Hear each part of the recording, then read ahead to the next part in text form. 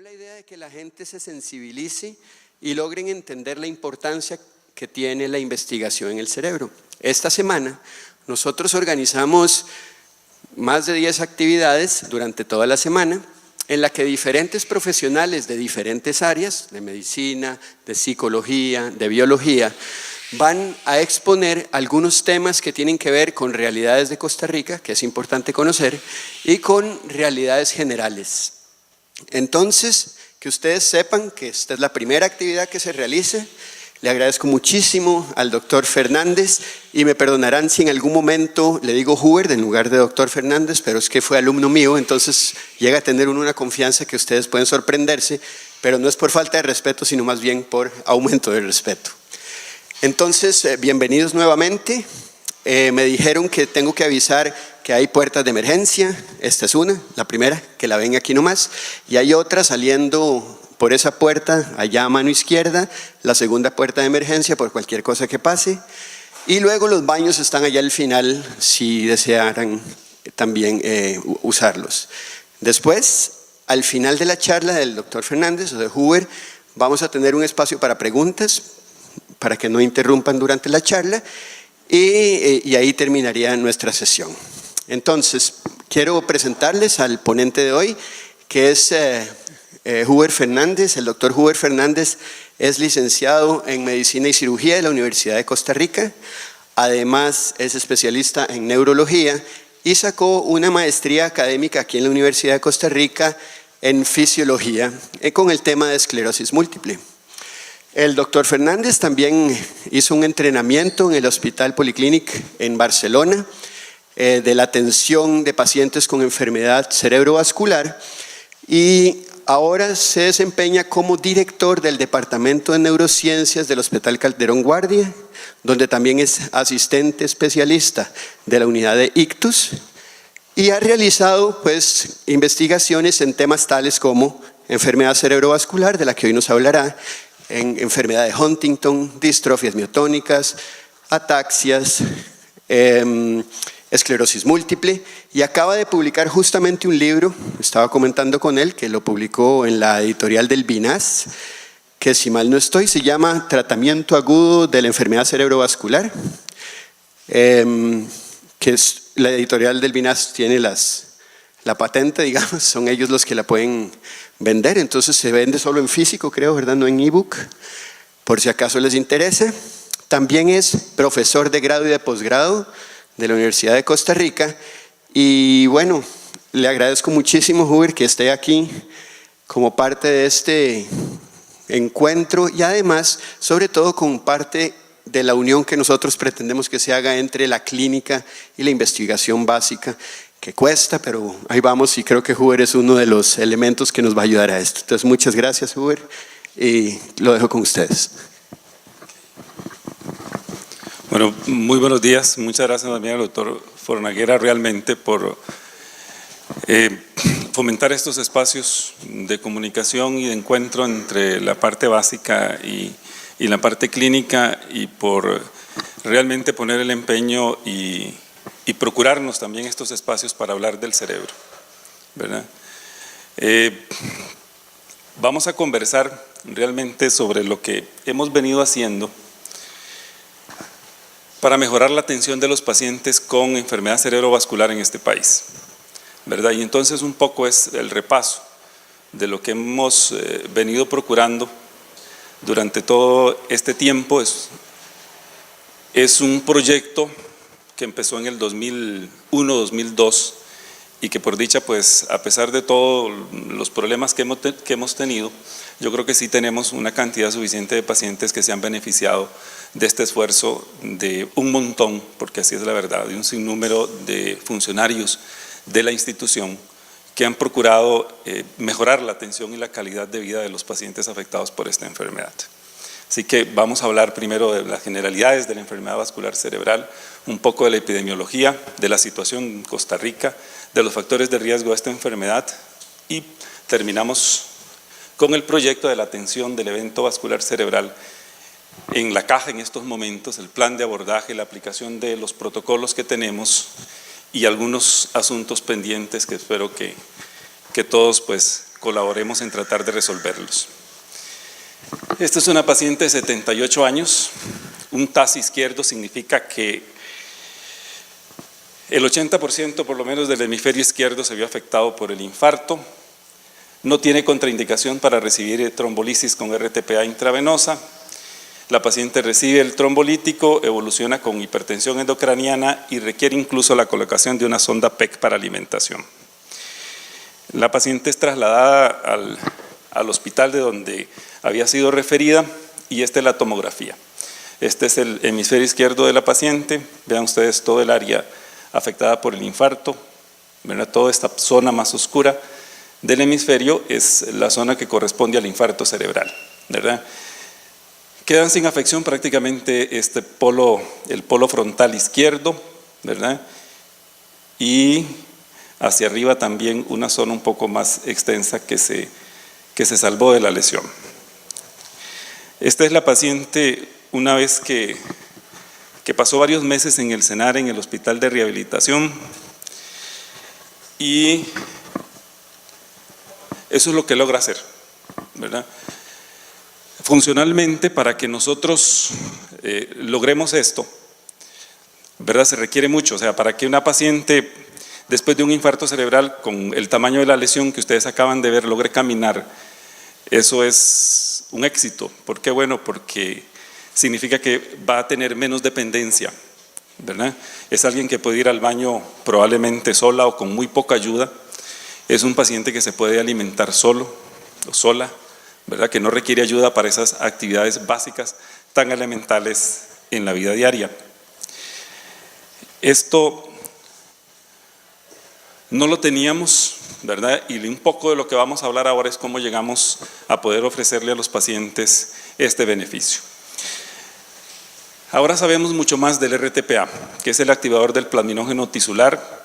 Sabemos que no solo promueve la lisis del trombo, sino que además tiene funciones en la neuroprotección, ¿verdad? También va a impulsar, y tenemos eso también claro, daño neuronal extra, además del infarto, que podría ser provocado incluso solo por el activador del plasminógeno tisular. Probablemente desde 1996 se aprobó por la FDA. Llevamos más de 20 años utilizándolo y todavía hay algunas preguntas en relación a realmente cómo actúa y cómo obtenemos eso con el RTPA, ¿verdad? Porque uno dice, bueno, con la extensión de esa lesión que la paciente presenta, pues debería quedar muy secuelada, ¿verdad? Probablemente sí salvamos zonas estratégicas y ella tuvo la suerte de que esas zonas estratégicas que se preservaron le permitieran por lo menos deambular. El RTPA obviamente pues en el cerebro va a actuar de una manera que al final es un balance, ¿verdad?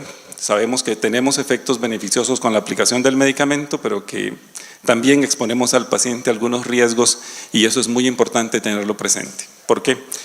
Porque para evitar esto tenemos que cumplir con criterios muy estrictos a la hora de aplicar el medicamento y seleccionar muy bien a los pacientes que van a recibir la terapia. Hay algunos protocolos incluso que están utilizando el activador del plasminógeno tisular para alisar los coágulos. Cuando hay una hemorragia cerebral, la sangre se va a los ventrículos y bloquea la circulación del líquido cefalorraquídeo, provoca hidrocefalia y eso es lo que termina matando al paciente, ¿verdad? Entonces hay algunos protocolos en donde colocando intraventricularmente el RTPA podría obtenerse algún beneficio. Y eso fue lo que se hizo, ¿verdad?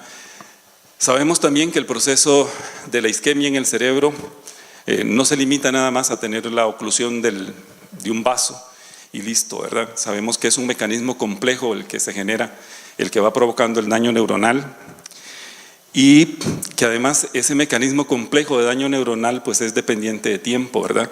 No es el mismo proceso de muerte neuronal al inicio, en los primeros minutos de la isquemia, que el que se genera incluso a los días después de que el paciente o el cerebro está teniendo el infarto cerebral. ¿Qué hemos perdido en este tiempo? El doctor Seiber desde el 2006 hizo estos cálculos matemáticos de cuánto se perdía en promedio en un cerebro que estaba sufriendo un infarto cerebral. O sea, ¿qué es realmente lo que está ocurriendo?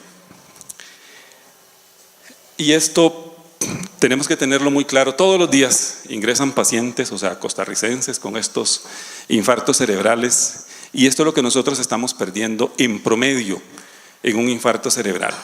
La pérdida de neuronas es aproximadamente de 1.2 billones y el cerebro envejece 36 años, ¿verdad?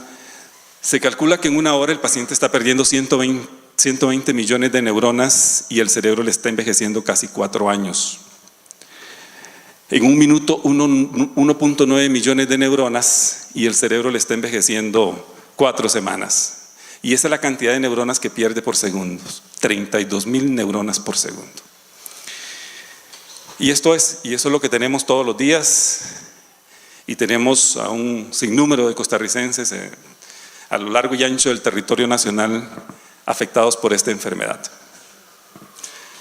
Y esto es solo para que nos ubiquemos de cómo es la clasificación de la enfermedad cerebrovascular. Esta es la clasificación general, ¿verdad? Podemos tener dos cosas, ¿verdad? Que el vaso se rompa y entonces lo que tenemos en la ruptura del vaso es una hemorragia, y eso es lo que ocurre en el 17% de los casos. Y esto ocurre más frecuentemente en pacientes hipertensos, ¿verdad? En el 83% de los casos lo que vamos a tener es que el vaso se ocluye y ahí lo que se genera entonces es la isquemia cerebral. La diferencia aquí es muy importante. En las hemorragias cerebrales, por lo menos las hipertensivas, que son las más frecuentes, las intraparenquimatosas, es una enfermedad terriblemente mala, ¿verdad? El 50% de los pacientes que hacen una hemorragia hipertensiva o intraparenquimatosa van a fallecer. Pero es una mortalidad muy alta y eso ha bajado muy poco. Hace un tiempo la mortalidad por la enfermedad cerebrovascular isquémica en este país era de un 30%. Y ahora vamos a ver cómo llegamos a eso. Pero ya sea que esté aquí o que esté aquí, pues la situación es muy complicada, ¿verdad? En la enfermedad cerebrovascular isquémica, las arterias se pueden tapar por coágulos que lleguen directamente desde el corazón, sobre todo en los pacientes que tienen un tipo de arritmia, que es la fibrilación atrial, que es muy frecuente, ¿verdad? Hasta un 20% de los pacientes después de los 70 años va a tener una fibrilación atrial. Y la fibrilación atrial, pues lo que va a formar son coágulos ahí en el corazón, y esos coágulos al primer sitio donde se van a ir es al cerebro. ¿Okay?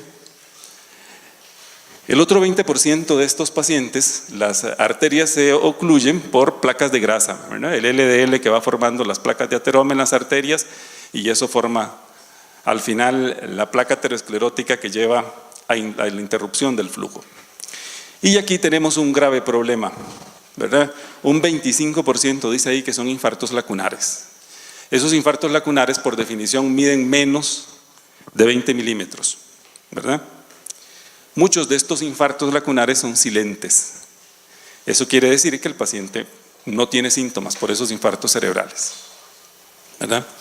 El problema viene cuando se juntan muchos infartos cerebrales, y entonces ahí de esos pequeños, y lo que tenemos entonces es una enfermedad de pequeño vaso. Enfermedad de pequeño vaso, grandes problemas, porque lo que estamos viendo es la complicación de un problema que inició hace mucho tiempo, ¿verdad? Es un problema de un paciente que es hipertenso, que es diabético, que además tiene dislipidemia, que hace mucho tiempo viene con un control tal vez no el mejor de esas comorbilidades.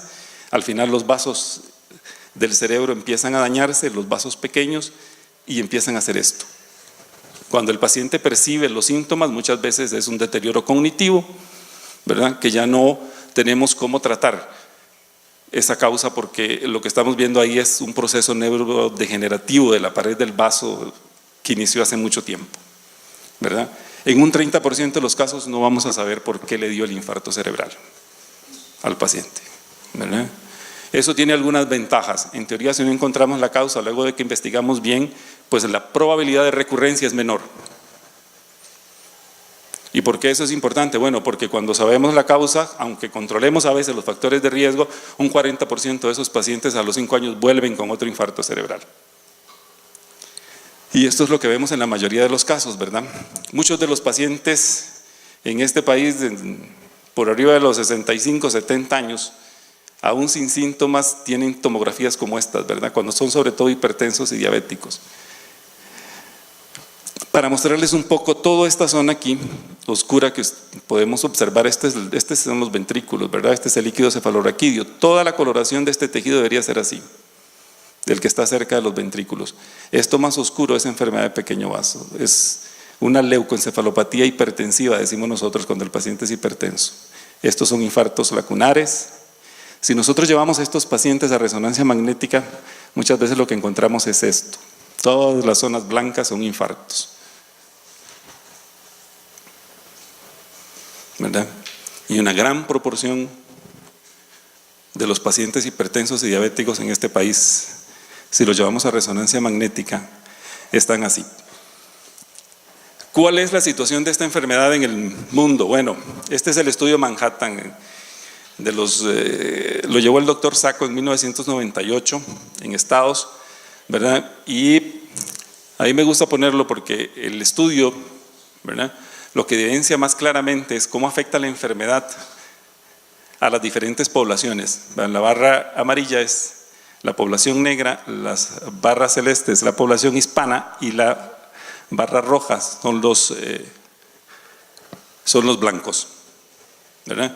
Y aquí ustedes tienen la tasa ajustada por cada promedio por cada 100.000 habitantes. O sea, que en la población negra llega hasta 250 casos por cada 100.000 habitantes, en los hispanos es un poco más baja y ya aquí en los blancos es casi la mitad,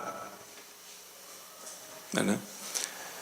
Probablemente esto mucho tiene que ver con el acceso de estas poblaciones a los servicios de salud.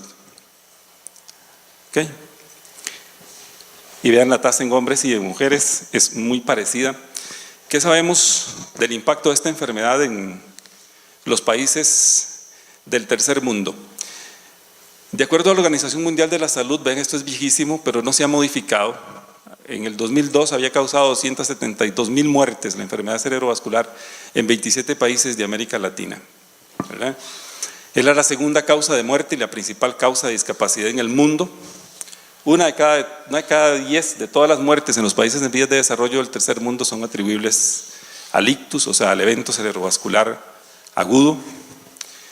Y en el 2000, ya eso dice 18 años, fue la segunda causa de muerte en 25 países de América Latina y el Caribe. Esto se ha modificado muy poco. Nosotros lo sabemos porque participamos y conversamos, ¿verdad? Y nos reunimos con los demás neurólogos a discutir de cuál es la situación y sabemos que ha cambiado muy poco. Esta es nuestra situación según el Ministerio de Salud. Sabemos que hay un subregistro importantísimo, pero vean la tasa por 10.000 habitantes, esta es la mortalidad por enfermedades del sistema circulatorio, y para el 2011 se reportaban 1.238 muertes por infartos cerebrales, solo superada por la cardiopatía isquémica. Y ahí hay un subregistro, ¿verdad?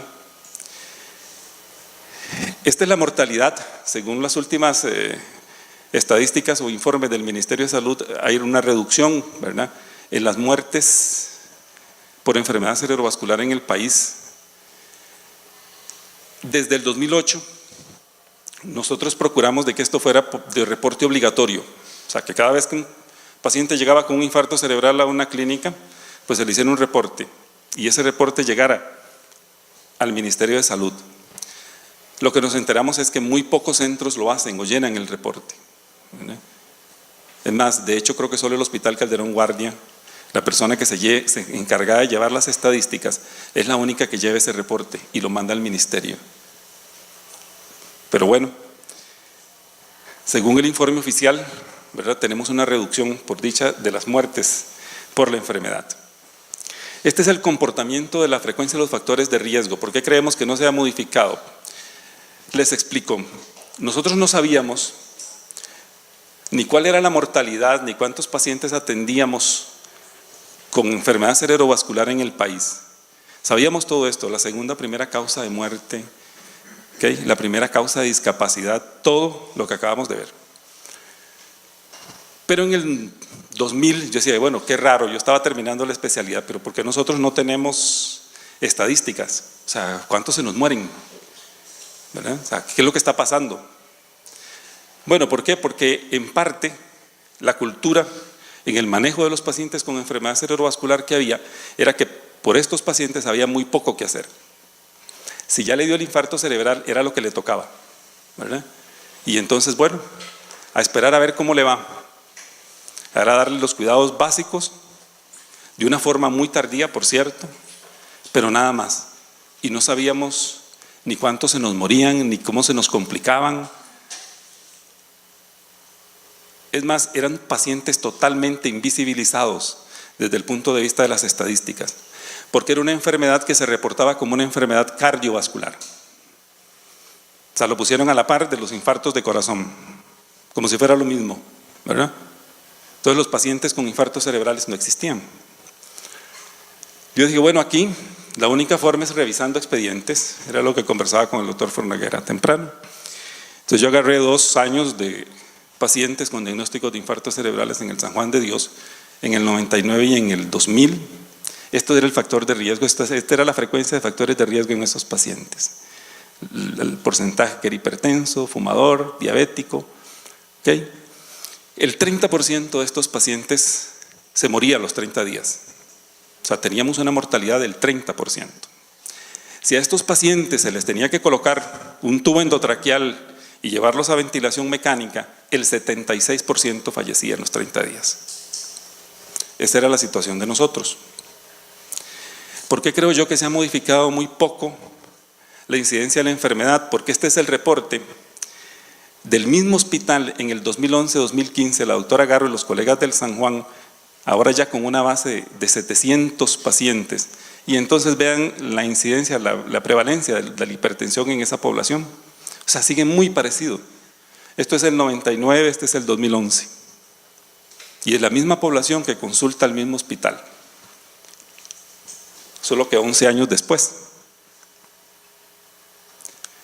Aquí, en esto sí mejoramos. La mortalidad intrahospitalaria, 30% a los 30 días. Luego de lo que hemos venido haciendo, ¿verdad? La mortalidad en el San Juan de Dios, ahora sí sabemos, del 2011 al 2015, intrahospitalaria es del 6%. Eso no significa que los pacientes no siguen llegando. Lo que hemos logrado es que se nos mueran menos en los primeros 30 días. ¿Verdad? Seguimos teniendo hipertensos. Después de la edad, el factor de riesgo más importante para hacer infartos cerebrales es la hipertensión arterial. Y este es la vigilancia de factores de riesgo cardiovasculares, este es del 2010. Esta es la cantidad de personas afectadas en este país por hipertensión arterial en el 2010. Quiere decir que ya probablemente andemos arriba del 1.000.000, ¿verdad? Esto es un grave problema, muy, muy serio, seriosísimo. Si nosotros, ahorita vamos a ver por qué, si nosotros vemos esa población, además los pacientes hipertensos tienden a tener más sobrepeso y más obesidad que los pacientes que no son hipertensos. Y eso genera y agrega más riesgo para seguir haciendo eventos cardiovasculares. ¿Cuál es el problema? El problema es que si nosotros tomamos 100 pacientes hipertensos que nunca han tenido síntomas de afección cardíaca, de afección renal, de afección en retina o de afección cerebral, y los revisamos y les hacemos estudios para ver cómo tienen su cerebro, cómo tienen el corazón, cómo tienen los riñones, cómo tienen los ojos, la retina, sin haber tenido síntomas, ¿verdad? Los estudios lo que dicen es que el 44% de esos pacientes hipertensos que nunca han tenido síntomas, si ustedes los llevan a hacerse una resonancia magnética, el 44% tiene infartos silentes cerebrales. O sea que el 44% ya ha tenido infartos cerebrales que nunca le han dado síntomas. ¿Verdad? Puede ser que el 20% tenga afección cardíaca y el 26% tenga afección renal. Tampoco está bien que tengan afección cardíaca ni que tengan afección renal. Pero lo que está grave también es que sea tan alto el porcentaje de pacientes con afección cerebral silente, o sea, sin haber dado síntomas. Si nosotros tomamos las estadísticas, quiere decir que nosotros tenemos ¿cuánto? 1 millón de ticos expuestos a esto, ¿verdad? Quiere decir que por lo menos medio millón ha hecho infartos, ¿verdad? Y no ha tenido síntomas. Muchos hacen los síntomas cuando estos infartitos silentes se juntan. ¿Y qué ha pasado con el control de esos factores de riesgo en la población? Vean, esto es La Nación en octubre del 2012. ¿Verdad? Dice, ticos igualan a varones con sobrepeso y diabetes de Estados Unidos. La cantidad de niños con sobrepeso aumentó un 43% en 12 años. Eso es el 2012, ¿verdad? Y esto es septiembre del 2018. Igual. Pero es el mismo periódico, la misma información, la misma fuente. Eso quiere decir, bueno, que tenemos más factores de riesgo para seguir favoreciendo la aparición de todo lo que hemos venido oyendo. Y que no se ha modificado, ¿verdad? Cuidado que ahora aquí está en 34%, el sobrepeso y la obesidad en el 25%.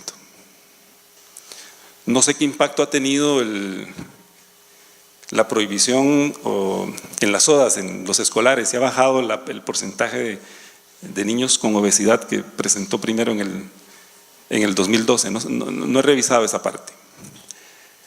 ¿Por qué es importante? Bueno, por esto fue lo que ya vimos, ¿verdad? Esto es lo que le hace la hipertensión al cerebro. ¿Okay? Nosotros además hemos seguido trabajando, tratando de encontrar los datos de nosotros, o sea, qué ha ido pasando, o sea, cómo manejamos nosotros esos factores de riesgo, ¿verdad? Por lo menos en los pacientes que llegan con los infartos cerebrales, porque no podemos ir a los EVAIS. Bueno, sí podemos, pero digamos, estamos en el hospital y estamos contratados para trabajar en el hospital. Entonces nosotros lo que vemos es los pacientes que llegan ya con el infarto cerebral, que es el reflejo de la falla en la prevención primaria o en la prevención secundaria, ¿verdad? Yo tengo una lucha, porque antes decían, bueno, es que le dio un accidente vascular. No, esto no es un accidente, esto es una falla en la prevención. Si el paciente es diabético, hipertenso, fuma, lo esperable es que le dé un infarto. Si tiene una arritmia y no se anticoaguló, lo que va a ocurrir es que le dé un infarto, ¿verdad? Este es el registro de nosotros que logramos publicar del hospital. Ahora vamos a ver ya mencionamos el del Hospital San Juan de Dios. Son 1.319 pacientes. Y ahora vamos a ver algunos datos importantes que hemos podido concluir de acá. Y este es el primer reporte de los pacientes que logramos trombolizar.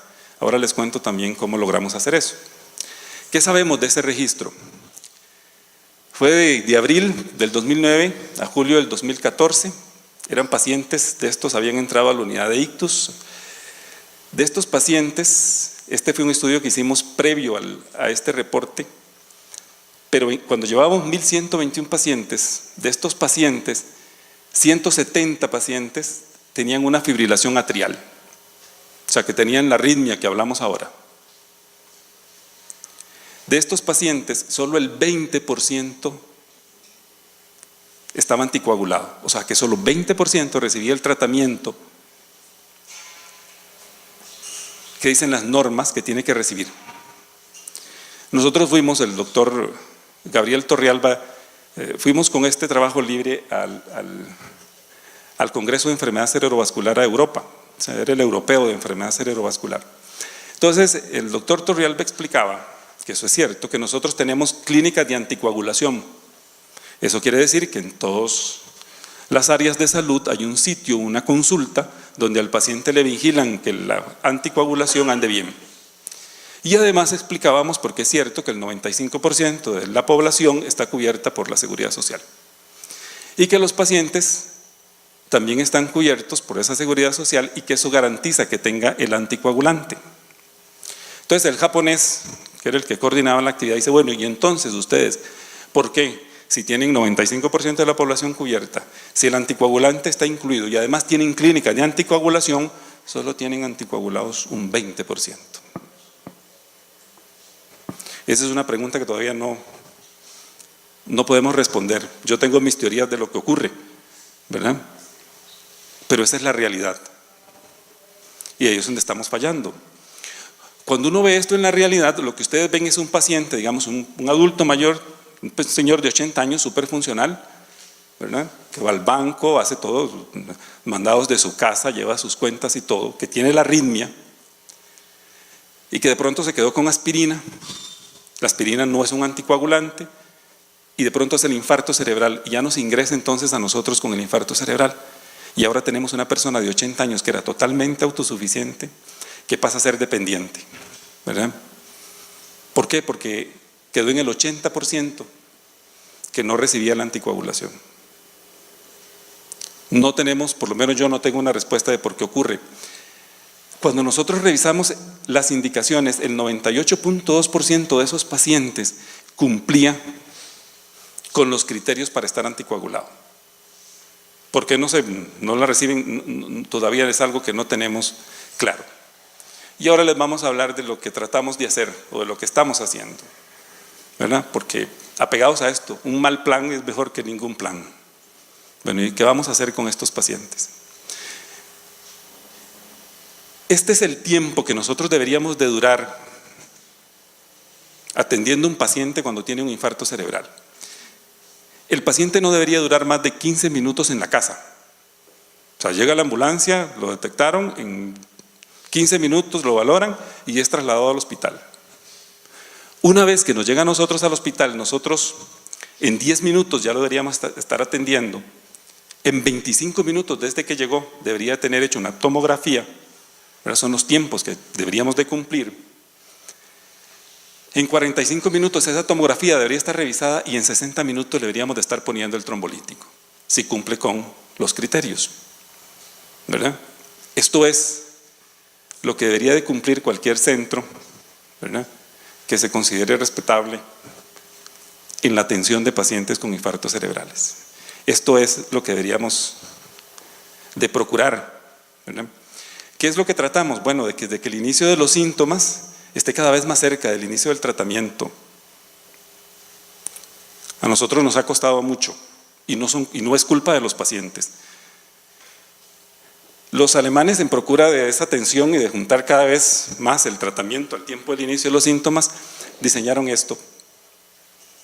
Esto que ustedes ven aquí es una ambulancia con TAC, ¿verdad? Entonces llegan, recogen al paciente y le hacen el TAC en la ambulancia, revisan si es candidato a recibir la trombolisis y se le va poniendo de camino al hospital. Y tienen equipos de médicos esperando a los pacientes con el infarto cerebral en los servicios de emergencias. ¿Ok? Yo les digo a los estudiantes, no es probablemente lo que ocurriría con nosotros, ¿verdad? Que usted pone a alguien ahí a esperar a los pacientes con infarto cerebral y dice, mira, mientras viene el infartado, andate viendo los asmáticos que están ahí, ¿verdad?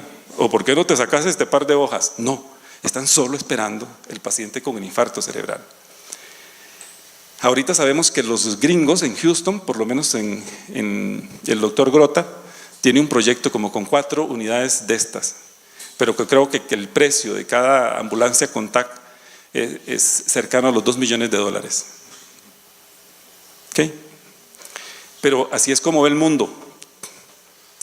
Yo siempre insistía, bueno, el hecho de que nosotros no los tratemos así de bien no significa que no se estén tratando y no se deban de tratar mejor. ¿Qué es lo que procuramos con estos pacientes? Salvar tejido cerebral. Y el tejido cerebral que es salvable es el área de penumbra. ¿Qué es el área de penumbra? Bueno, el área que rodea a la zona del infarto, al centro del infarto cerebral, donde está el tejido muerto, que ya sabemos que ese tejido no es recuperable. Pero la zona que está cerca, sí, esa es la zona de penumbra. ¿Qué es lo que ocurre en la zona de penumbra? Normalmente, ¿verdad?, nosotros deberíamos de tener un flujo sanguíneo cerebral que ande arriba de los 50 cc por cada 100 gramos de tejido por minuto. ¿Ok? Obviamente en la zona de isquemia, ese flujo cae por lo menos a menos de 10 en las zonas del infarto cerebral, en el core, en esta parte. O sea, aquí, ya no, cuando el flujo cae acá, ya no hay nada que hacer, ¿verdad? Cuando los pacientes están con un flujo cerebral que anda como en los 18, 15 cc por cada 100 gramos de tejido por minuto, ese tejido todavía es salvable. Pero salvar ese tejido puede ser que represente para un paciente poder hablar después del infarto, poder caminar. Porque uno ve cosas tan crueles como que dice, bueno, es locutor, no le dejó ninguna secuela, solo que no puede hablar. yo como, ya, y ahora no va a poder trabajar porque es locutor, ¿verdad? Y lo que le dio fue una fascia. ¿Okay? Dice, bueno, no, mire, quedó muy bien, solo tiene una hemianopsia, pero es chofer de bus. Ya no puede manejar, hay que pensionarlo, y eso es lo que vemos, ¿verdad? Y un litigante, un abogado litigante que quede afásico, ya no puede trabajar, no puede ir a pelear al juzgado, ¿verdad? Bueno, no sabemos nosotros cada vez que preservamos tejido de esa zona, realmente qué estamos haciendo. Entonces, ¿qué es lo que procuramos? Salvar todo el tejido que se pueda. ¿Ok? Y ya esto es la evolución. Estos son todos los estudios clínicos que se habían llevado o que se han llevado en procura de eso, de salvar la zona de penumbra. Se empezó con estreptoquinasa, fue terrible, ¿verdad? El cerebro sangraba, no respondía igual que el corazón. ¿Ok? Y aquí se lleva el NINS, este es el estudio con el activador del plasminógeno tisular que dio los resultados que permitió que la FDA en 1996 aprobara el medicamento para tratamiento del infarto cerebral. En las primeras 3 horas, nada más. Si el paciente llegaba después de las 3 horas, no se podía tratar. ¿Ok? Eso es lo que dice el criterio. Y luego son los ECAS. Los ECAS que ustedes ven aquí ECAS 1, ECAS 2, son los europeos tratando de replicar el NINS que habían hecho los gringos. Y los europeos empezaron a tratar de modificar algunos criterios. Ellos dijeron, bueno, ¿y por qué no lo extendemos hasta 4 horas y media? ¿Qué pasa si le damos hasta las 4 horas y media? ¿Qué pasa si trombolizamos hipertensos? Si bajamos el rango de presión arterial. Bueno, no funcionó, ¿verdad? Por mucho tiempo se quedaba con lo que el NINS había descrito y con los criterios del NINS. En el 2008, el ECAS 3, salen los resultados y permitió extender ese periodo de ventana hasta 4 horas y media. Eso significa que donde esté un tico tiene que llegar antes de las 4 horas y media para poder recibir el medicamento siempre y cuando cumpla con los criterios. ¿Ok? Y esta es la evolución que hemos tenido, o sea, con este plan. Realmente este plan ha sido el trabajo de la gente en los hospitales.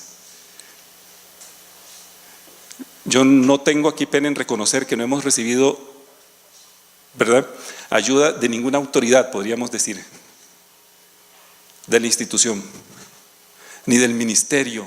Ha sido dificilísimo, pero esto ha sido el trabajo de los compañeros que están en emergencias, de los enfermeros, de los camilleros, del técnico del TAC, de los colegas neurólogos. Esto ha sido un trabajo de la gente en los hospitales, ¿verdad? Una vez que entendieron cuál era el problema. En el 2001 vimos que había salido el primer estudio. En el 2007 yo dije aquí, bueno, era muy difícil cambiar la conducta o lo que ya tenían esquematizado los colegas que trabajaban en los servicios de emergencias e incluso los neurólogos de cierta edad. Dice, bueno, pero 3 horas y media, pero ya, y si por esa gente hay muy poco que hacer. Además, cuando les pones eso, la mayoría sangra, ¿verdad? Entonces es cierto, yo me fui a Barcelona a ver cómo lo hacían los españoles. Me acuerdo que el español me dijo, ¿vos cómo vas a hacer con esas presas de San José? ¿Quién te va a llegar en 3 horas? Dice, ya te pusiste a pensar en eso. Y él conocía, él ya había estado aquí. Y me dice, pero vos, ¿cuántos te van a llegar en 3 horas ahí? Bueno, no importa. Cuando regresé, yo dije, bueno, aquí lo que queda es la gente joven. Entonces, religiosamente, cada vez que empezaba un grupo nuevo de residentes en el hospital, yo le ponía ahí los videos para que aprendieran a hacer una escala que ahora van a ver ahí, ¿verdad? Y concientizarlos de la necesidad que nosotros teníamos que cambiar, que llevábamos un rezago desde el 96 solo con el medicamento. Pero además es que los pacientes no se mueren por no recibir el medicamento, se mueren porque se infectan, porque les dan neumonía, porque les ponen una sonda Foley cuando no deberían, porque le ponen un suero glucosado cuando no debería ponérsele un suero glucosado, porque le bajan la presión arterial cuando no debería bajársele la presión arterial. O sea, no estábamos haciendo bien las cosas, pero lo que hacíamos además terminaba dañando más al paciente. No me da vergüenza decir que cuando yo empecé y era residente en el San Juan, los pacientes que llegaban con infartos cerebrales se quedaban en la fila, ¿verdad? Era el último y mandaban al interno. Le decía, doctorcito, mire, agarra esta hoja y se empieza a ver aquel paciente que está allá. ¿Por qué? Bueno, porque a nadie, y siempre la misma historia, a nadie le gusta la neurología. Bueno, mire, el paciente no tiene culpa, ¿verdad? Ahora está teniendo una situación que es delicada para su cerebro y ocupa que usted sepa de esto. Entonces mandaba al interno, porque además era un paciente que no estaba hablando, que estaba hemipléjico, que había que explorarlo. Y entonces, aquí yo dije, no, ves con la gente joven, y realmente lo que se ha hecho ha sido por los residentes que pasaron en esta época y que me ayudaron a seguir, y que ahora van a ver lo que se ha logrado. En el 2008 fuimos y logramos que el ministerio hiciera esta enfermedad de declaración obligatoria, pero ya les conté lo que pasó, ¿verdad? Y uno revisa las memorias del ministerio y nosotros tenemos una vigilancia, y la ministra, la que salió, escribió toda una página del Chagas en su reporte. Yo digo, ¿del Chagas? ¿Ah? Así, de la poliomielitis. Me imagino que para decir que hace no sé cuántos años no tenemos poliomielitis en el país. Pero no hay un solo párrafo que diga infartos cerebrales. Es más, ni cardiopatía isquémica, me fijé. Bueno, pero ¿y ahí? O sea, ¿de qué se nos está muriendo la gente? ¿En qué deberíamos de ser expertos? En las enfermedades que nos matan a los pacientes. En el 2009, porque esa era otra, ¿verdad? Podíamos diagnosticar a los pacientes, pero el paciente que tenía la placa de ateroma en la carótida, y no había cómo tratarlo. Y las guías decían que en los siguientes 14 días usted debería revascularizarle la carótida, o sea, abrirle la arteria, si el infarto había sido porque tenía una placa de ateroma en la carótida. Y no estábamos realizando las cirugías. Entonces fue otra vez empezar a conversar con los colegas de vascular periférico y empezamos con un programa de revascularización. Tuvimos una curva de aprendizaje que no siempre fue fácil, pero hoy por hoy funciona muy bien. Esos son los criterios de aplicación del RTPA. Esa es la lista de los requisitos que debe cumplir el paciente para recibir la medicación. Solo les cuento, aquí dice NIHSS más de 4, menos de 24. Esa es una escala clínica. El primer problema que teníamos nosotros cuando empezamos era que nadie aplicaba la escala, porque nadie conocía la escala, y si la conocían no la aplicaban. Entonces era empezar a valorar los pacientes con el NIHSS. Entonces yo me acuerdo que la primer paciente yo lo agarré en el hospital y le empecé a hacer la escala. Entonces los colegas que se preocupaban por estar entendiendo de lo que hablaban se iban y buscaban y dicen, mira, ¿qué es eso? Yo, bueno, y así les decía al resto, no importa que solo usted lo entienda, usted aplíquele la escala al paciente, porque es la forma adecuada de evolucionarlo. Y además, si no le podíamos pasar la escala, no sabíamos qué paciente podía recibir el trombolítico. Conste, aquí el trombolítico ingresó como en 1999, en el 2000, ya el doctor Carvajal estaba poniendo RTPA en una clínica privada. Es más, ahí fue donde yo dije, ay, mira, pero ¿cuántos tienen acceso a la clínica privada con el infarto cerebral? O sea, muy poca gente. Además, la dosis del trombolítico costaba $2,000. O sea, es un medicamento altamente costoso. En el 2010 hicimos este primer documento, que lo que queríamos era nada más poder llevarle una guía de cómo deberían de ser tratados esos pacientes y manejados los factores de riesgo a los otros colegas que estaban en los otros hospitales y a todo el personal de salud que quisiera interesarse por estos pacientes. Todo esto fue en horas extra laborales de nosotros, ¿verdad? Aquí no hay recursos de que te den tanto y te sentás ahí en una oficina y te vamos a dar tanto, no. Nos reuníamos después de las horas de nosotros a programar esto y así salió. Una casa farmacéutica vino y dijo, no, yo les voy a patrocinar y ustedes, y les voy a tirar el ejemplar, los números, y lo hizo. Yo diría que sin interés alguno, porque ustedes revisan eso y no, por ningún lado encuentran la promoción ni un solo anuncio de la casa farmacéutica. ¿Ok? Y lo que el doctor Fornaguera estaba contando, bueno, es la actualización de este documento, que igual ahora por dicha, con un montón de colegas todavía que quisieron colaborar. Entonces ahora ahí tenemos geriatras, cardiólogos, vasculares periféricos, neurocirujanos, en este nuevo manual de manejo de los pacientes con infartos cerebrales. En el 2011, entonces yo llegué con la solicitud y después de años de estar en esto, yo le dije a la gente de farmacoterapia, mire, yo creo que en el Hospital Calderón Guardia nosotros podemos aplicar RTPA en los pacientes con infartos cerebrales. Tenemos ya 6 años de venir aplicando todos los cuidados que esos pacientes deberían de tener. Lo único que nos hace falta es trombolizarlos.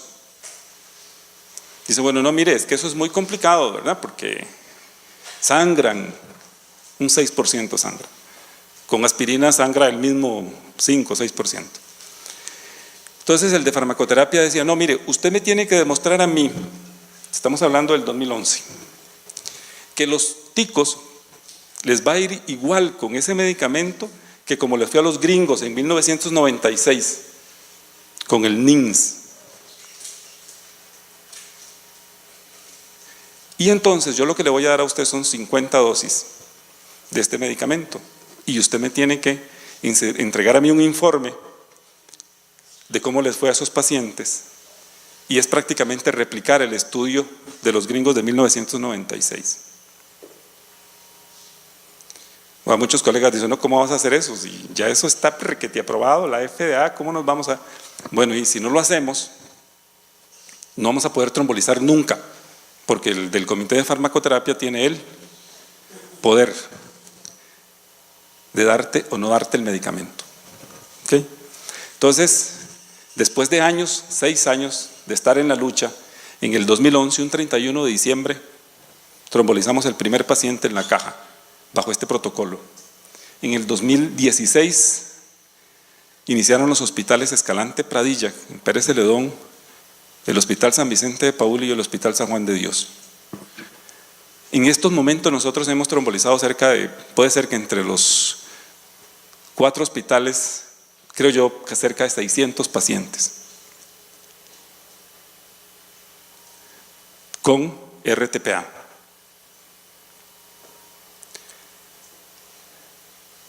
Ahorita, como nosotros tenemos el protocolo rápido de atención, es que estos pacientes llegan a los servicios de emergencias de esos hospitales, porque ahorita les voy a contar de lo pendiente. Si tiene menos de 4 horas y media de evolución y cumple criterios para recibir el medicamento, se le aplica, esa es la dosis, y si no, podría ser en algunos casos, si logramos reunir las condiciones, que ese paciente se haya llevado a una trombectomía mecánica, que es una extracción mecánica del coágulo. ¿Verdad? Si no cumple los criterios y tiene más de 6 horas y no es candidato, igual ese paciente se deja, porque lo que hay que hacerle es el estudio para ver por qué le dio el infarto cerebral, porque la gracia aquí es evitar que le vuelva a dar otro. Muchos pacientes, después del infarto cerebral, quedan caminando, ¿verdad?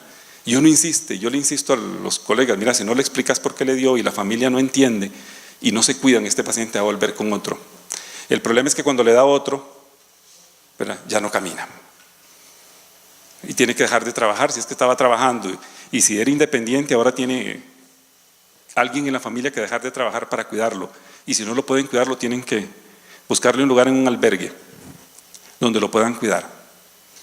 Y hay pacientes de 30, 40, 50, 60, 70, 80 años con esto, ¿verdad?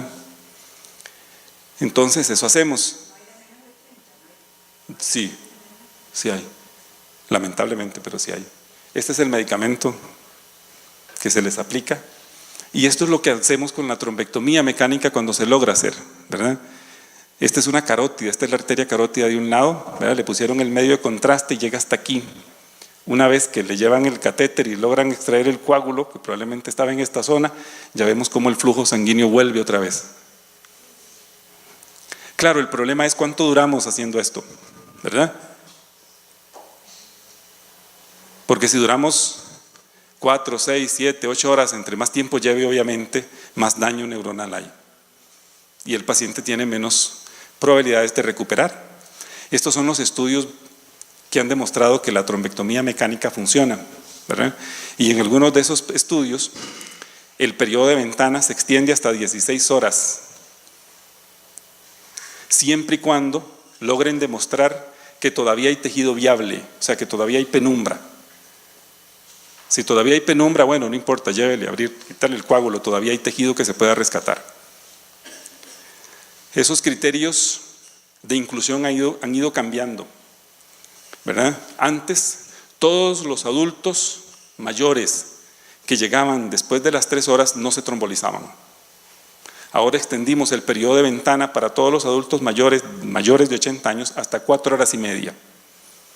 Eso después de la revisión de muchos estudios, y en el 2015-2016 pasamos a extenderles el periodo de ventana hasta las 4 horas y media, ¿verdad? Porque el riesgo de sangrado en esa población era mayor con el medicamento, ¿verdad? Pero ahora sí se extiende. Si a un paciente le había dado un infarto cerebral y era diabético, y así otro infarto cerebral, lo dejábamos en 3 horas. Después de la revisión de estos criterios, se extendió ese periodo de ventana, ¿verdad? Igual a los pacientes que estaban tomando warfarina, anticoagulados. O sea, esto ha ido cambiando, y la idea es también que nosotros nos hemos mantenido al tanto de esas modificaciones. Esto es parte de los criterios realmente que debe tener el paciente para recibir o ser candidato a recibir el tratamiento. Son los criterios de inclusión, es el check-in que hacemos cuando el paciente llega. Por ahora todo este tratamiento se pone bajo consentimiento informado del paciente todavía, ¿verdad? Tenemos muchos problemas en cosas tan sencillas como establecer la hora del infarto, ¿verdad? Todo paciente que llegue después de las 4 horas y media no recibe el tratamiento. Entonces a veces es muy difícil, suena muy sencillo, ¿verdad? Dice, bueno, ¿cuánto tiene de evolución? El problema, por ejemplo, está en alguien que se vaya a acostar, se acostó bien y amaneció que no puede moverse, pero no sabemos a qué hora le dio el infarto cerebral. Ese paciente no se puede trombolizar. Para efectos prácticos, el periodo de ventana, el tiempo de evolución, le empieza a contar desde la última vez que lo vieron bien. Si se fue a acostar a las 9 de la noche, a partir de las 9 de la noche, ¿verdad? A veces es muy difícil porque los pacientes llegan referidos de otro centro y dicen, bueno, lo vamos a mandar al Calderón o al San Juan para que le pongan un medicamento.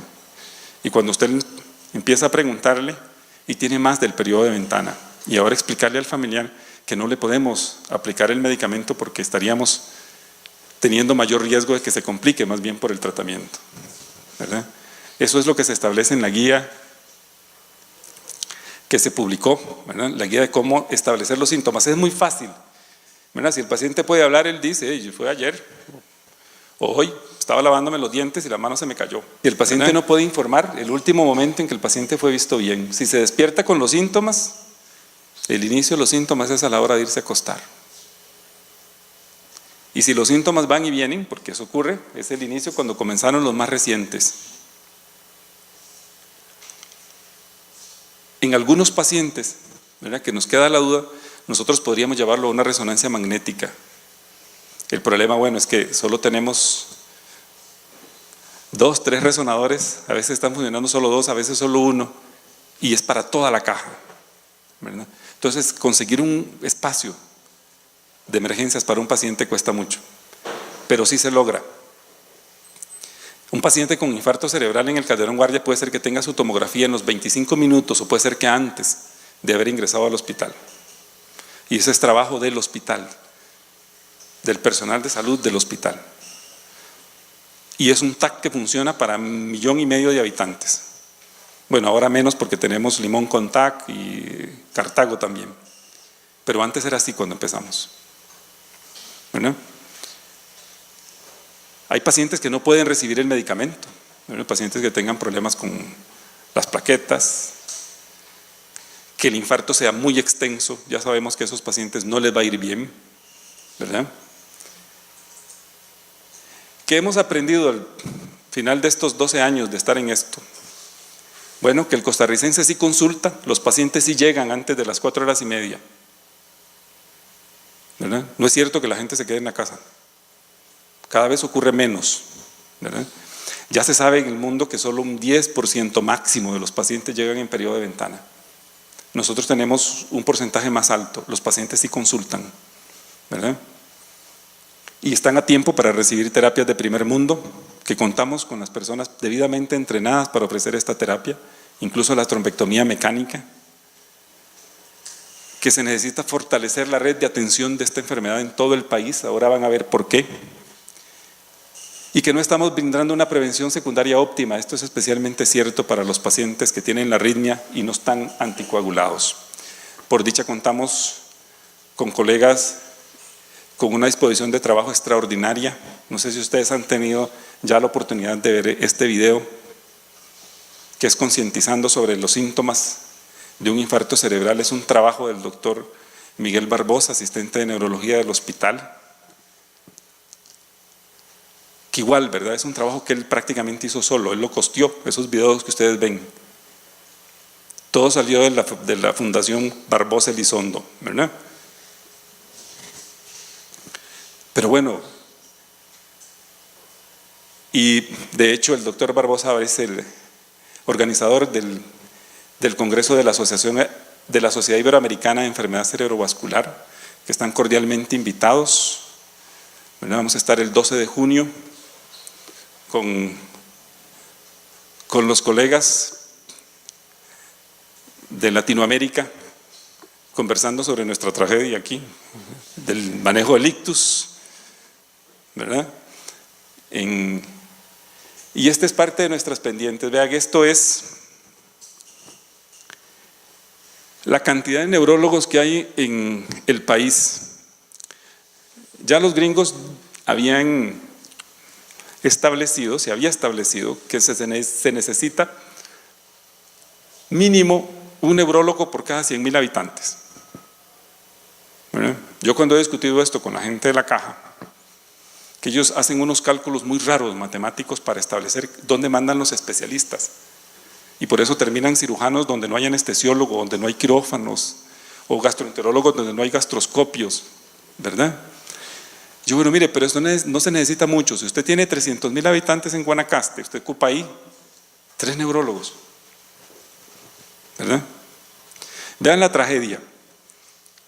En Guanacaste no hay un solo neurólogo. Dice 0 neurólogos por 100,000 habitantes. No hay uno solo. Desde 1997 que se vino la colega que estuvo trabajando. Fue el último año en donde el hospital Enrique Baltodano Briceño tuvo un neurólogo. Y el último año en donde la provincia de Guanacaste tuvo un neurólogo.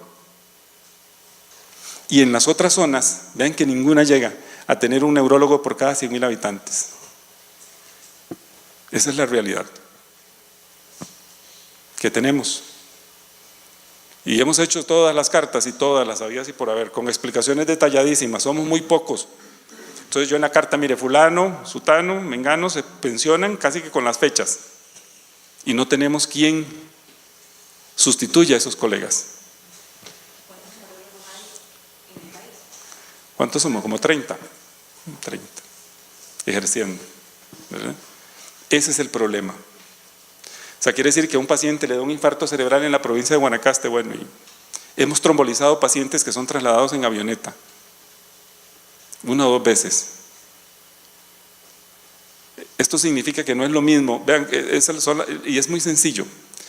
Vean, es diferente y tienen no tienen las mismas posibilidades con solo que ustedes vivan de Curridabat para acá, que de Curridabat hacia Cartago, ¿verdad? Heredia funciona muy bien. Les quiero decir que un paciente en Heredia puede ser que haga los síntomas en San Rafael, allá arriba, pase por la clínica de San Rafael, llega al hospital de Heredia y todavía llegue en periodo de ventana al Calderón o al San Juan. Es una pena, es una vergüenza, pero los pacientes del Max Peralta puede ser que lleguen a los 20 minutos de haberles empezado el infarto cerebral al Max Peralta y llegan al hospital 11 horas después. Porque el Max Peralta no tiene terapia trombolítica. Cuando yo llamé, hace mucho tiempo, y yo le explicaba al colega de emergencia, yo venía, ¿por qué si los vas a mandar no los mandás rápido para poderle hacer algo? Entonces él me dijo, no, es que tengo otras emergencias. Yo decía, bueno, ¿Qué otra emergencia habrá que estar infartándose el cerebro? Bueno, esa es la situación, esa es la realidad, ¿verdad? Para efectos prácticos está mejor Pérez Celedón, por dicha, ¿verdad? Pérez Celedón tromboliza. ¿Ok? Este es el equipo de trabajo, parte del equipo de trabajo de neurología del Calderón, sin el que no pudiéramos brindarle la atención que le brindamos a los pacientes. Yo insisto, esto ha sido el trabajo del personal de enfermería, de los colegas, de la gente de laboratorio, de los camilleros, ¿verdad? Del técnico del TAC y obviamente de la dirección del hospital, que le ha permitido a uno seguir con todo esto. Así que eso era lo que yo les traía.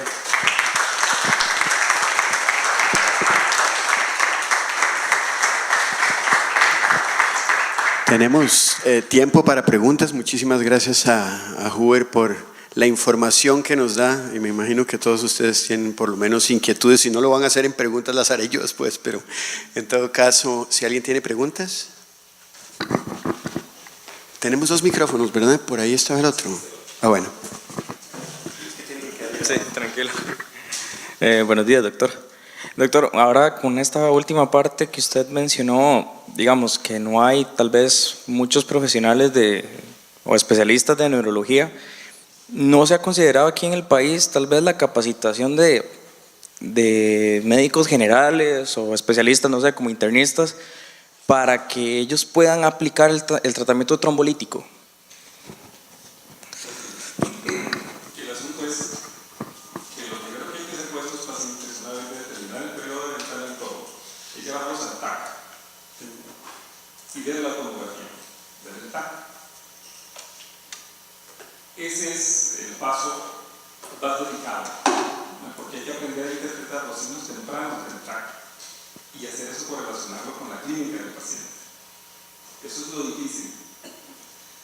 Para que realmente pueda hacerlo cualquiera de los colegas, tiene que recibir el entrenamiento.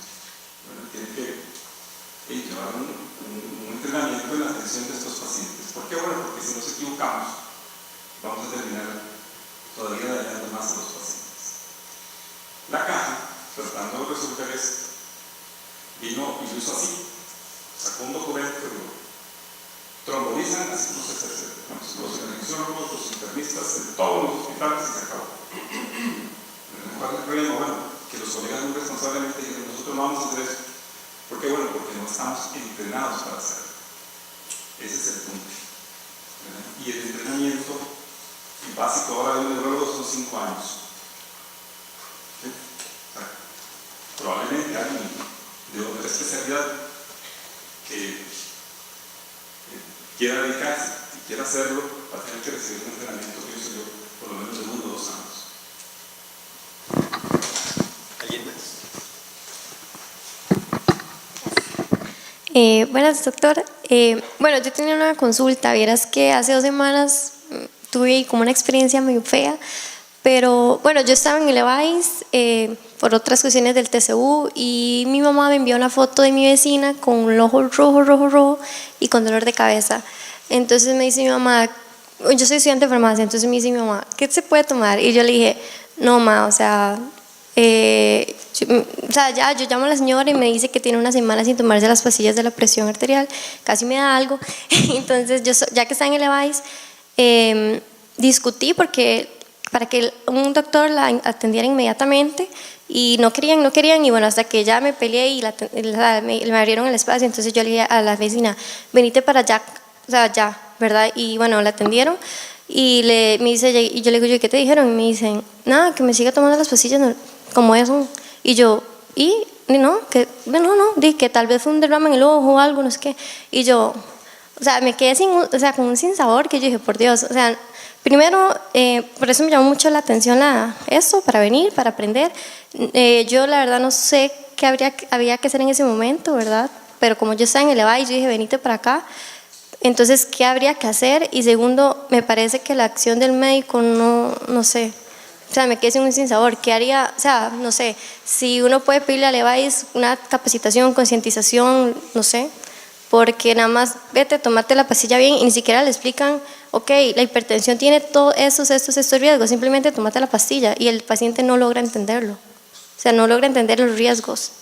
Entonces, ¿qué habría que hacer en ese caso y cómo tuve que haber actuado? O sea, eso estaba bien, yo tenía que volver a consultar porque hay una situación de una emergencia hipertensiva, dependiendo de sus cifras arteriales, tienen riesgo incluso hasta de ser insuficiencia cardíaca, hacer un impacto cerebral, etc. Yo tenía que consultar porque había que ver realmente cómo está la presión. Lo del ojo, aunque asusta, ¿verdad? Muchas veces esas son hemorragias de los parásitos que se rompen por el mismo aumento de la presión y el ojo se ve todo rojo, pero el paciente sigue viendo bien, entonces uno dice ahí no hay problema. Es muy difícil con la educación a los pacientes. Realmente, de todos los pacientes hipertensos, aún con buen seguimiento, pareciera que menos de un 40% de esos pacientes andan controlados. La empatía que se genera en la relación médico-paciente es importantísima. Muchas veces los pacientes llegan con las hemorragias cerebrales porque no se están tomando antes de la presión. Y uno le dice al residente, ¿y por qué fue? Dice, no se lo estaba tomando. O empiezan hipertensos. ¿Y cuánto estaba tomando? 2 medicamentos. ¿Y ahora qué vas a hacer? Le va a poner otro más. Y si no se estaba tomando 2, menos se va a tomar 3. ¿Verdad? Lo que tienes que hacer es sentarte y conversar y tratar de convencerlo de que se tomen los 2 medicamentos que se le hayan indicado. Tenemos serios problemas con el autocuidado. ¿Verdad? No sabemos hasta dónde vamos a llegar con esto. Con el paciente que sabe que tiene que controlarse el peso, que tiene que tomarse el medicamento de la lipidemia, el medicamento de la diabetes, y no lo está haciendo. ¿Verdad? Mucho de lo que tenemos, obviamente el personal, nosotros como personal de salud, y tenemos mucha de la culpa, ¿verdad? Porque no estamos generando la empatía que se necesita. Pero también en Costa Rica yo creo que tenemos como sociedad una gran carga del autocuidado. Tenemos las casas llenas de pastillas ahí por todos lados de tratamientos que la gente no se los pacientes no se los están tomando. ¿Alguien más? ¿Pregunta? Buenos días, doctor. Era para consultarle sobre si ahorita se están corriendo algunos estudios a nivel mundial que amplíen ese tiempo de penumbra de tiempo de atención de 4 horas y media a 8 o más con RTPA para el tratamiento. Y lo otro es, bueno, la caja utiliza actualmente la warfarina como anticoagulante, es el que tiene, pero a nivel privado se pueden conseguir nuevos anticoagulantes. ¿Ha habido alguna diferencia respecto a la warfarina de la caja? Bueno, que utiliza la caja.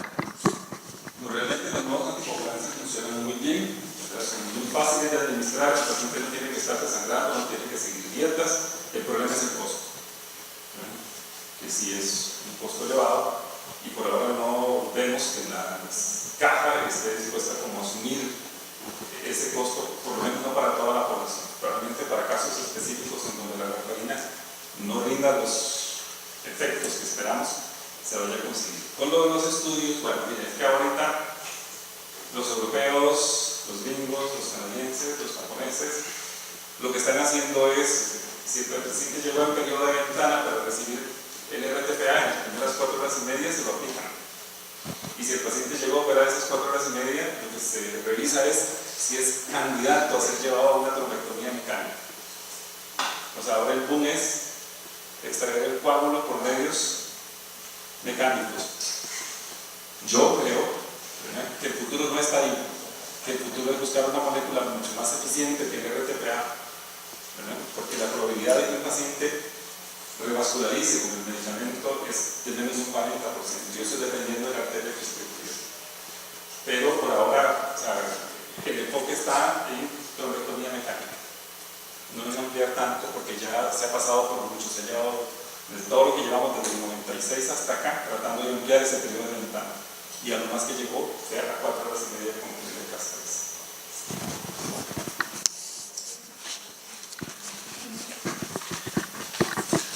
Buenos días, doctor. 2 consultas. La primera, ¿cuál es su opinión respecto al uso del Bastarel para la prevención primaria ante un evento cerebrovascular? Y la segunda, ese manual que ustedes realizaron, ¿cómo puede uno conseguirlo? Gracias. El Bastarel creo que es un vasodilatador que tiene alguna indicación en pacientes enfermedad cerebrovascular no tiene evidencia, ¿verdad? Y hay que tener mucho cuidado. Una epidemióloga, yo siempre les contesto, se llama Ruth Bonita, que es australiana, al referirse a nosotros, a los países del tercer mundo, ella decía, ustedes tienen dos problemas. Uno es que no tienen plata. Y cuando la tienen, la gastan en medicamentos que no tienen evidencia, ¿verdad? Y eso era cierto, por lo menos aquí ha ido disminuyendo esa conducta, pero usted ve a los pacientes, uno les insiste, ¿verdad? Mire, lo que usted tiene que hacer es tomarse el Enalapril que le dieron para su presión, la lovastatina y la aspirina, ¿verdad? Suficiente. Y siempre de pronto llegan con una bolsa llena de vitaminas, oxígeno líquido, ¿verdad? Otro montón de cosas que les digo, bueno, pero eso no tiene ninguna evidencia, ¿verdad? Ahí está. Yo veré qué razón tiene. Cuando uno ve las bolsas, si no tenemos plata y cuando tenemos, la gastamos en medicamentos o en productos que no tienen evidencia. Hay que tener mucho cuidado con eso. Creo que el Bastarel no tiene todavía para evento cerebrovascular. Sí, ¿alguien más? Perdón, toca. Hola, buenos días. Muchas gracias, doctor, por la charla. Yo quería preguntar cuál es el protocolo a seguir previo a ese infarto, es decir, una persona que le asiste a una persona que tiene esos problemas latentes, ¿cuál es el protocolo a seguir en ese momento de crisis? Que no lo perjudique, sino más bien que le ayude. Muy buena pregunta. El número 1. Tenemos, ¿no? Básicamente, si el paciente es diabético, por ejemplo, y tiene forma de hacer una glicemia por micrométodo, ese es el paso que sigue, ¿verdad? Determinar que el paciente no esté haciendo hipoglicemia, pero porque es muy fácil, a lo mejor poder ayudar. Una vez que sabemos que el paciente no está teniendo una hipoglicemia, ese paciente tiene que ser llevado a un centro de atención lo más pronto posible, ¿verdad? Y el tiempo que se dure es que hasta eso, hemos trabajado y hemos intentado con todo. Se supone que un operador del 911 debería poder reconocer los síntomas muy rápidamente, en segundos, y poder despachar una ambulancia, y están determinados los tiempos que debería tratar esa ambulancia en llegar ahí. Y el tiempo que debería durar la ambulancia en recuperar al paciente y llevarlo al hospital, que no debería ser más de 15 minutos. Lo que quiero decir es el por qué les insisto en que el paso es el 911, ¿verdad? ¿Cuál es el problema? Bueno, que nosotros todavía tenemos también muy pendiente con la parte de emergencias médicas, para que la ambulancia sea despachada. Última. Buenos días, doctor. Dos preguntas. ¿Cuáles son las consecuencias que tiene un paciente, las más comunes, de dar trombolisis después del periodo de ventana? Esa sería la primera. Y la segunda, ustedes que han hecho un poco más de, bueno, realmente creo que la única investigación en el país en la población joven, pacientes de 30, menos de 40 años, ¿qué han visto ustedes que puede ser la etiología, la causa de su evento cerebral vascular? Las complicaciones, el sangrado, ¿verdad? Pero muchas veces el sangrado ocurre en el sitio del tejido que ya está dañado. Por eso es que no implica un empeoramiento del paciente, porque es en la zona del infarto, el core del infarto, el que sangra, ¿verdad? Entonces muchas veces, en la mayoría de los casos, ese sangrado ocurre. Los pacientes jóvenes, ahí se les da mucho cuidado. ¿Por qué? Bueno, porque les va mal. No con el trombolítico, con el infarto. Por una razón muy sencilla, ¿verdad? A nosotros se nos mueren más pacientes de 40, 50 años con infartos hemiféricos que adultos mayores con esos mismos infartos. ¿Por qué? Porque al hacer el edema cerebral hay muy poco espacio ya en el cerebro. ¿Por qué? Porque no tienen atrofia, tiene un paciente de 80, 70 años. Ahí tenemos que llevarlos a una medida salvadora, que es una craniotomía descompresiva, quitar un fragmento del hueso, ¿verdad? Para darle espacio a que el cerebro se baje el edema, ¿verdad? Y eso es una medida salvadora. La causa más frecuente en gente joven de infartos cerebrales son las disecciones de las arterias. A veces el paciente no recuerda el mecanismo, pero muchas veces, ¿verdad? O practicando deportes, juegos, etcétera, pero la causa más frecuente es que las arterias se dañan. es un mecanismo de trauma. Hay gente que con solo volver a ver en la presa las arterias se pueden lesionar. Bueno, yo quería hacer comentario y dos preguntas. Me dejó, esa es la gracia de organizar esto, que tiene uno algunas prerrogativas. La primera, cuando uno escucha lo que usted dice, uno podría ponerse a llorar, digamos, por varias razones, y traje el pañuelo por eso, pero es justamente porque parece que es una cuestión muy personal en si va a mejorar o no mejorar todo lo que nosotros hagamos a nivel del sistema de salud personal, no parece ser político o institucional. Eso es preocupante, digamos, como que a usted se le ocurre que quiere hacer algo, pero no exista algo institucional como que lo apoye, ¿verdad? Eso es preocupante.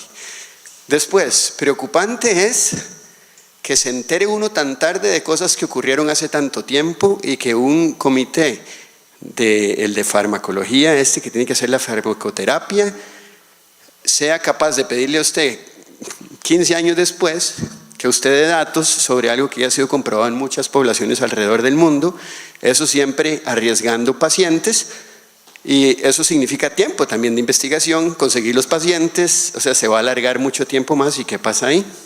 Eso también es preocupante. Digamos, ya van dos cosas que uno dice, sí, vale la pena llorar, pero tal vez usted también nos dio una luz, y es que bueno, hay gente que se preocupa por esto y que sigue tratando de que las cosas mejoren. Entonces mi pregunta es, sobre todo, ¿no parece ser un problema solo de salud? Sino es un problema de políticas de salud. ¿Qué puede hacer usted como médico o los que han hecho todo este movimiento para que realmente esto sea de uso general en Costa Rica? Porque no hay neurólogos, eso también es preocupante. Usted dice que hay 30. ¿30 qué? En el país, neurólogos. Haga cuenta 30. Unos están haciendo Uber. Unos están haciendo Uber. No. Ok, 30. Ustedes se imaginan, hay estos que están aquí, neurólogos en el país. Digamos, eso parece ser preocupante también. Cuando uno habla, y lo veremos en las charlas de esta semana, hay también geriatras que dicen que hay pocos geriatras en el país, ¿verdad? Y uno ve que hay médicos que están desempleados. Entonces dicen, no sé, un momento, no me están saliendo los números. Es decir, no hay especialistas, o los que hay no los contratan, o no se quieren ir a donde los quieren contratar, que esa es la otra cosa. Entonces vean que es un problema difícil y que uno podría otra vez sentarse a llorar, efectivamente, porque se ve como que yo no voy a poder hacer mucho al respecto. Entonces la pregunta sigue siendo, ¿qué podría hacer usted? Usted, como persona que ha movido a su grupo y el grupo ha estado muy activamente en esto, para tratar de convencer a la caja. Y dos, usted hablaba de educación. ¿Alguno de ustedes toma café aquí en el hangar? Sí, poquitos, ¿verdad? Pero yo me di a la tarea de algo y tiene que ver con esto que es educación. La educación no es suficiente. Tienen ustedes que asumirla. No solo venir aquí, escuchar e irse, sino que el día que le ponen, ¿por qué puse lo del hangar? Perdón. Hay 4 basureros. Plástico, palitos de madera, cosas de cartón y tal. Ahí están.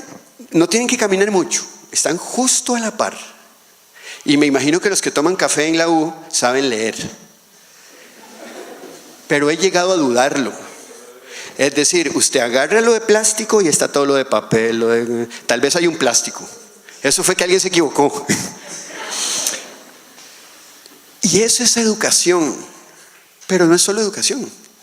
Puede ser que hagan todo el programa en el colegio, en la universidad, pero le toca a cada uno de ustedes hacer algo con esa educación.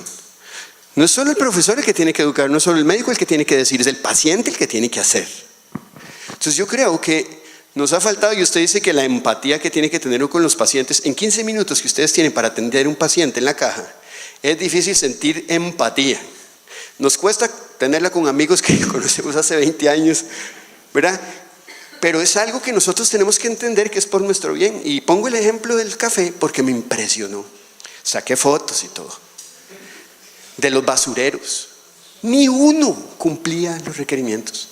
No les toca caminar más de 1 metro para hacerlo bien. Es solo hacer así.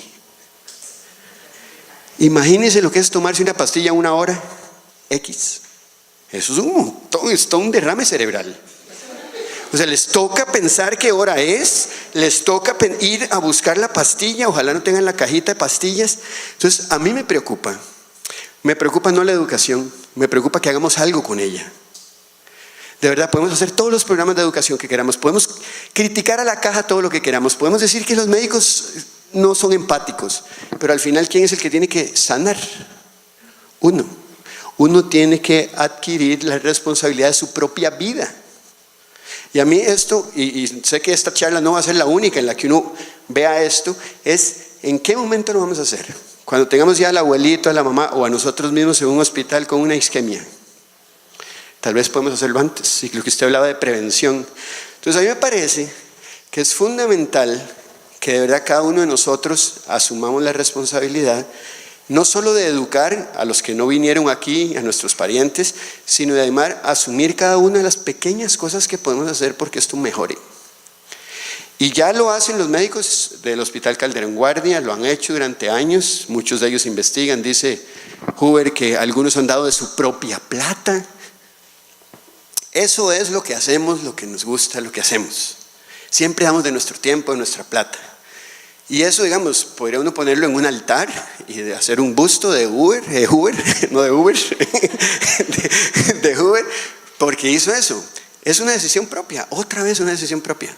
Entonces, la vida es una decisión propia. Ustedes están aquí por decisión propia.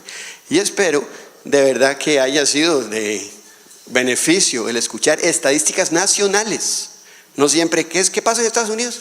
¿Qué pasa en Canadá? ¿Qué pasa aquí? Creo que es otra de las cosas que hay que rescatar de la gente que hace investigación en este país. Que el grupo del Calderón Guardia, conozco bastante bien, muchos se encargan de eso. Pero no sé si quiero siquiera darle la palabra a Huber para que conteste la pregunta. Pero si quiere contéstela, ¿qué puede hacer usted o su grupo para, ya lo parecen haberlo intentado, para convencer a la caja de que esto es importante? Parece retórica, ¿verdad, Miss? Pero no sé. Es sumamente difícil. Les voy a explicar cómo funciona en la práctica, ¿verdad? Nosotros como médicos estamos contratados para atender a los pacientes. Eso suena muy práctico, ¿verdad? Y muy lógico. Para pasar visita, dar consulta, revisar estudios. Pero nosotros no estamos contratados para diseñar planes de tratamiento, ni campañas de educación, ¿verdad? Ni nada de lo que ustedes vieron aquí. Se supone que la institución tiene en los 3 edificios administrativos personal contratado para diseñar esas estrategias de atención, esos planes de atención. Se supone que yo no tengo que ir a decir al que está ahí, mira, es que estamos teniendo muchos infartos cerebrales, mira, este tratamiento de infarto cerebral en los últimos años es trombectomía mecánica y nosotros no hemos hecho ninguna. Se supone que para que el sistema en teoría funcione bien, ellos deberían ser los que vienen a nosotros a decirnos, miren, es que ya vimos que la trombectomía mecánica funciona excelente en pacientes con infarto cerebral y aquí ustedes tienen los recursos para que traten los pacientes así. Eso no ocurre. Y no ocurre no solo en neuro, ¿verdad? En la mayoría de las especialidades. Son los cardiólogos, son los gastroenterólogos, los que diseñan los planes y después tenemos que ir allá a convencerlos a ellos de que esto es la mejor, que esa es la mejor forma de atender a los pacientes. Y ustedes no tienen idea de lo difícil que es. Primero tienes que sacar ustedes no tienen idea cuánto llevamos con la trombectomía mecánica. Porque usted tiene que buscar a las personas que toman las decisiones, que tienen el poder. Entonces ustedes explican, ¿verdad? En una reunión, dice, sí, claro, por supuesto, mañana yo hablo con fulano y entonces esto lo tenemos, ¿verdad? Y usted pasó el tiempo, la reunión nunca se hizo, vuelve a llamar, perdona, ¿ustedes quiénes eran? ¿Qué eran de ustedes? Pero usted vuelve otra vez. Y cada vez que cambian a uno de esos administrativos, yo digo, es volviera a la moda, usted tiene que volver a repetir otra vez lo mismo. Lo mismo. O sea, es muy cansado, ¿verdad? Realmente agotador, porque además de eso, vos tenés que cumplir con tus funciones asistenciales en el hospital, ¿verdad? Obviamente eso no puede servir de pretexto, porque yo siempre digo que también tenemos una responsabilidad con los pacientes y que hay que seguir dando la pelea. Yo insisto en que no entiendo cómo alguien asume un puesto en una autoridad, en una institución de salud, si no sabe qué se manda, que eso es básico. Con lo de las personas y el autocuidado es algo difícil de entender. Pero usted ve pacientes que dicen, ¿usted se toma el medicamento? No, dice, porque es que la atención me cayó muy mal. O sea, esa es la razón. Uno dice, ¿qué tiene que ver con su enfermedad? El otro le haya caído mal, bien. Usted es la que está enfermo, usted es el que está enfermo, usted es el que tiene que cuidarse. ¿Verdad? Pero así somos. ¿Verdad? Es muy difícil. Yo creo que eso va a tener que cambiar. Yo pienso que ustedes van a hacer que eso cambie, ¿verdad? Pero cada vez es más difícil que la sociedad siga haciendo lo que hasta ahora está haciendo, ¿verdad? Hasta ahora ha ido asumiendo ese costo que genera el atender pacientes que no se han querido, o personas que no se han querido cuidar. Va a llegar un momento en el que ¿por qué tengo que? Y eso, yo realmente, como veo la situación en las redes sociales y veo cómo se mueve, y los millennials, y los conectados, etcétera, yo siento que eso de pronto no va a ir a mucho tiempo más.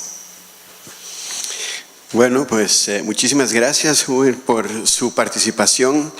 Y de verdad espero que participen en las otras charlas. Hay muchas que tienen que ver con problemáticas de la salud en Costa Rica y de todo esto mismo, que ustedes lo tienen que ver. Y si algunos de ustedes son estudiantes del área de la salud, ojalá pongan su granito de arena como lo hacen los profesionales, como los que participan en estos programas, para que esto mejore en Costa Rica.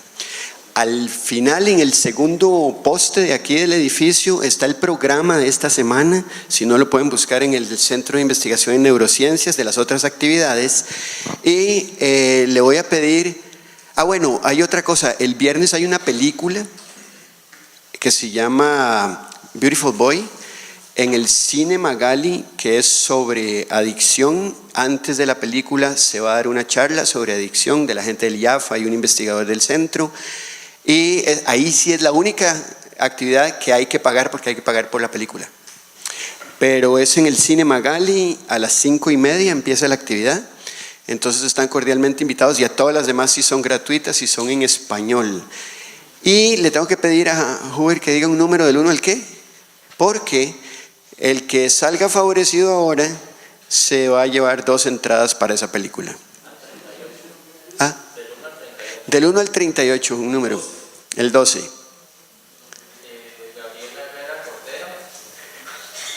Gabriela se ganó 2 entradas. Una, seamos honestos, si no puede ir del todo es el viernes, dígalo de una vez y así lo rifamos otra vez. 5:30. Toca rifar otra vez. 18. 70 millones.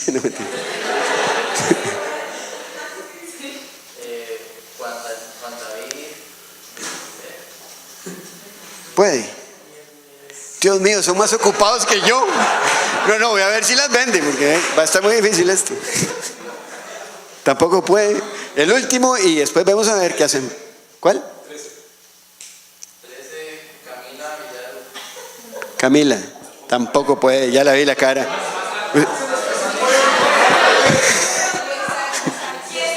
¿Sabe un momento? Diga quiénes sí pueden.